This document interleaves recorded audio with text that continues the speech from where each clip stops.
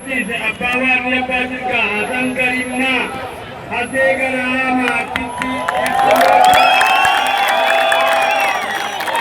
Ati fedha caqasaa deemee miti ma.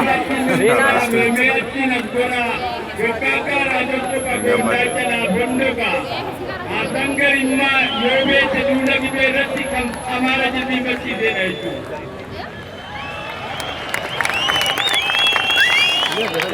Jimma goota qabuun kan jedhamu Kuchoo Abbaa Sangii, Abbaa Goota Matalayyasii, Kumsa Abbaa Sittan, warri kun warra amaara adamsee foonii isaa beekee Jimma irraa deebisaa turedha.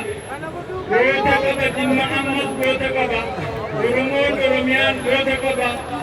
Wal sodaachisuu dadhabee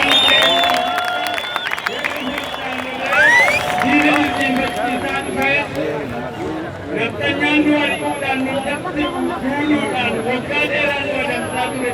Waggaa dhibbashan dhaabbannee jala eeggallee hatta waggaa lama keessatti namni dadhabuudhaan ka'uu hin danda'u.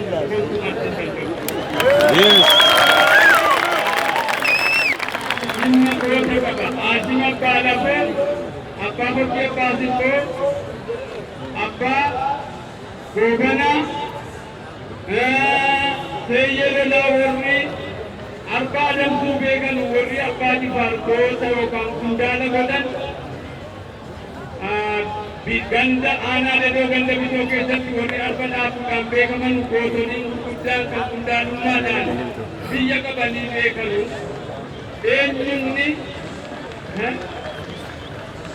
warri akkasii kun Gembee Ebelee waraana keessatti barkumni isaa adda jira, ilmaan isaanii, akaakayyuun isaanii awwal adda as jira.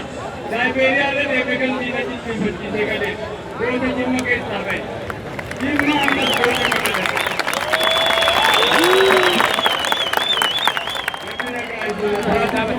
Gammachuu keenya itti hafuuf abiddiin keenya kenna nabiyyii keenya